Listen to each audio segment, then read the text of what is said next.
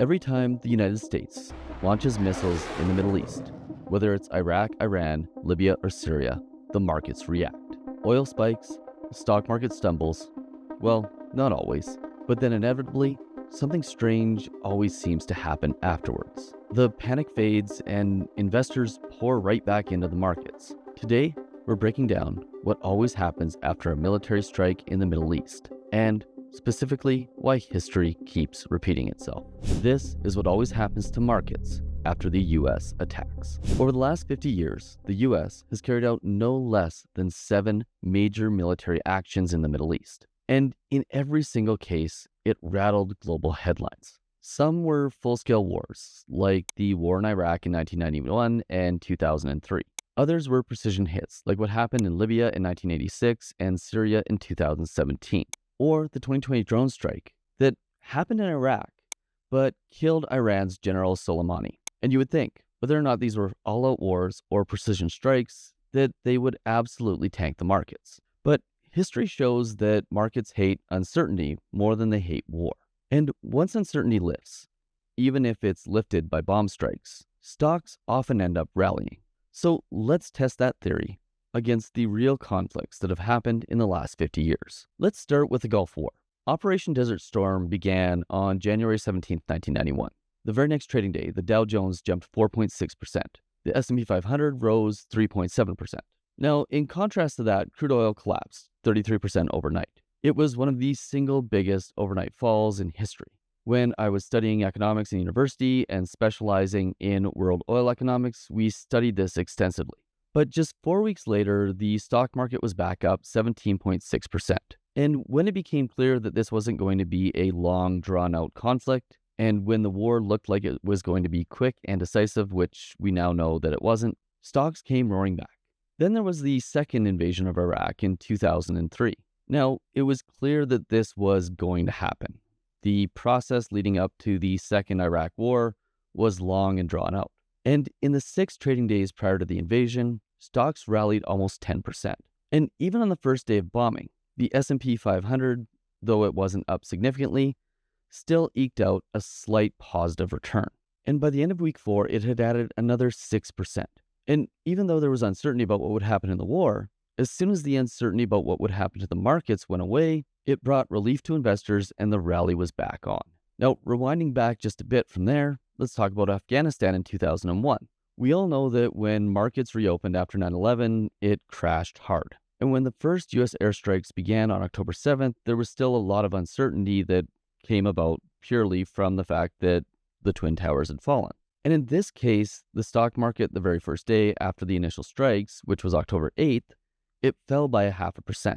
But as you'll see a little bit later on, the strikes actually ended up being a positive for the markets, with returns being positive just 4 weeks later. And not just positive, but up significantly. In fact, they were up 9%.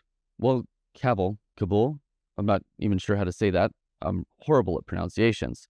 But while it was still burning. And then there was Libya in 2011, Syria in 2017, and of course, the previously mentioned strike on General Soleimani in 2020. In Libya, after NATO bombs started falling, the S&P popped 1.5% the very next day. When 59 Tomahawks hit a Syrian airbase in 2017, the S&P 500 finished the day virtually unchanged. And when news hit of the drone strike that killed General Soleimani, the S&P 500 dropped just 0.7%.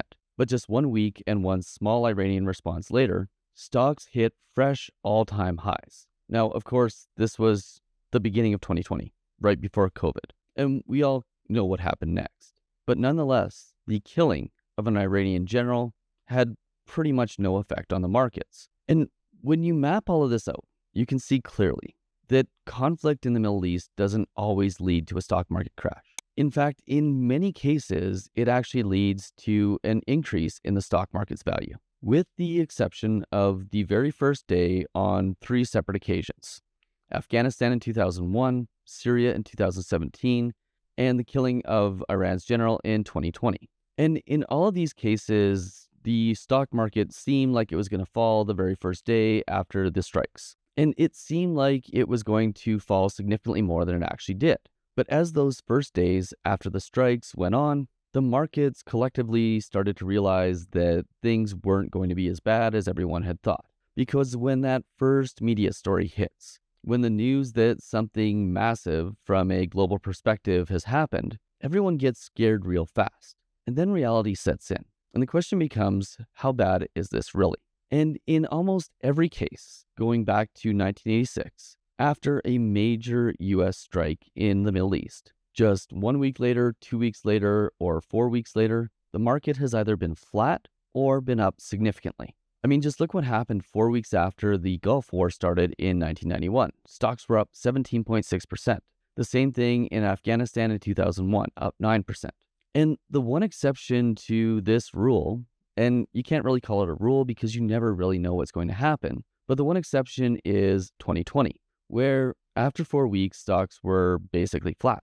But of course, this happened just as the news around COVID-19 was starting to hit the headlines. So it is arguable that if COVID wouldn't have happened, the market probably would have continued to climb, because in the market's eyes, a conflict with Iran just wasn't that big of a deal.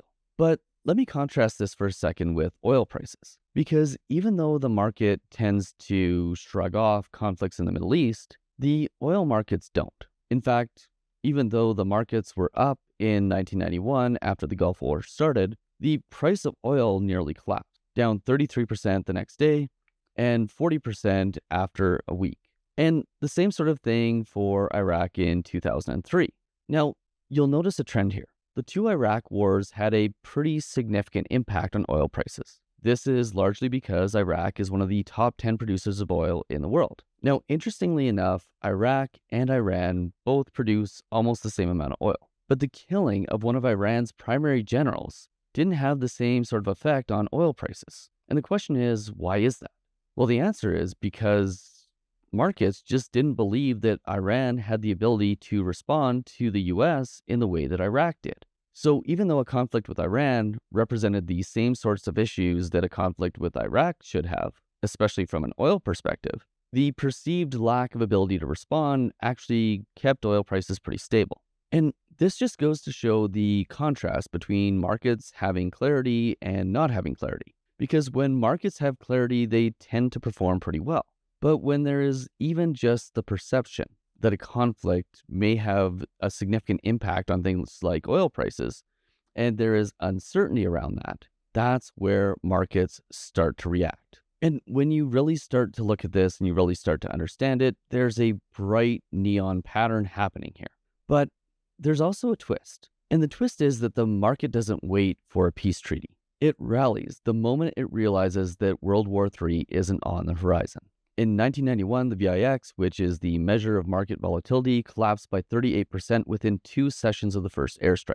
In 2003, volatility slid even before the invasion, dropping from 34 to 24% by the time the first bomb dropped. And in 2020, the Soleimani fear trade vanished in just 48 hours. Because the reality is that money rotates faster than diplomacy and governments could ever dream of, often anticipating what is about to happen next before it actually happens. And interestingly enough, rate-sensitive sectors, think airlines, home builders, they sprint the hardest once the all-clear vibe hits. And this is purely because markets crave certainty more than good news. But let's for a second just pretend here. Let's play the nightmare card. What would happen if a conflict with Iraq or Iran or any of these countries lasted significantly longer and actually did turn into World War III?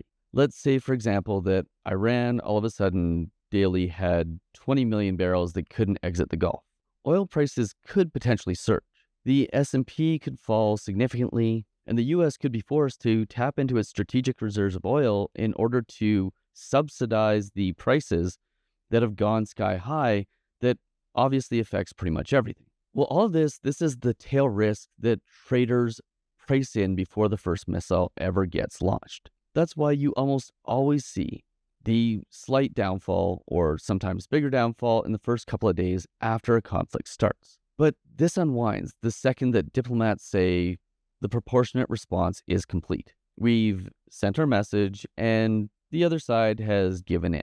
And really what it comes down to is these first day drops. When they happen, this is just the insurance premium that the markets pay every time the US drops a bomb. But as you can see from past data, it almost never means that markets are going to fall. And if they do, it's either because the conflict drags on for significantly longer than anticipated, or something else like COVID-19 happens. So the question is, when something like this happens, as an investor, how do you handle it? Well, this is your guide to thrive.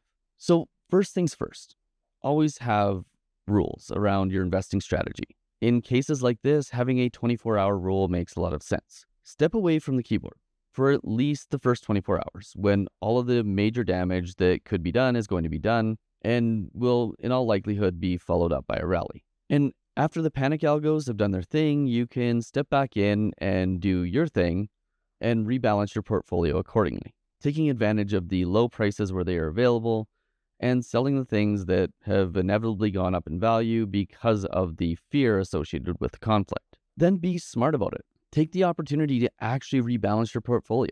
Look for things that are cheaper than they should be relative to the other things that hedge them in your portfolio. If you're using something like the Ray Dalio all-weather portfolio, for example, in times of conflict, typically the S&P 500 is going to drop and bonds are going to go up in value, gold's going to go up in value, and there's going to be an imbalance in your portfolio as a result. So taking a little bit of profit from the gold and the bonds and putting it into the now reduced value S&P 500 makes a ton of sense. And then watch closely for the market sentiment. Are things rallying when they seem like they shouldn't be? Are the diplomats maybe toning down their rhetoric? And what is the language that they're using? When they swap out obliteration for measured response, that's a pretty good indicator that things are about to slow down.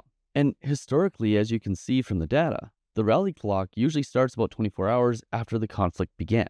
So knowing this, you can keep perspective. There's been 7 strikes in 35 years. Well, now it's 8. And none of these created a lasting US bear market. Now, that's not to say that it will never happen, because it could. But for the most part, these conflicts, they happen quickly. The news is fast to react and fear is quick to happen, but that tends to go away very quickly. And knowing this, you can avoid the fear trade, the selling your entire stock portfolio because you're afraid that markets are about to crash and you're going to lose everything. And you really have to keep this in mind. The real villain when it comes to the market is the surprise, the things that you don't expect to happen. Yes, war is definitely the plot line, but it's not the thing that creates the bear markets. The thing that creates the downturn in the markets is when something unexpected happens. The question is, how bad is it and how long will it last? Because obviously the US killing the Iranian general, that was pretty short-lived. But COVID, which followed just a month or two later, well, it had a longer lasting impact. So assessing just how big the surprise is and how long the effects will last is very, very important. And here's the real pattern. The pattern is this: clarity equals rally. As soon as there's clarity in the markets will rally. And confusion equals declines. So the question is, the next major strike that the US makes in the Middle East, is the confusion that is caused as a result going to be long-term, or is it going to be short-term? Now the question is, will this always work? And the answer is probably not. There's always outliers, which is why you need an investing strategy that makes it so that regardless of whether the market's going up or the market's going down, you're minimizing your drawdowns and always putting yourself in a position to take advantage. Oh, and by the way, if you want to know what really always causes a market crash, make sure you check out this video right here.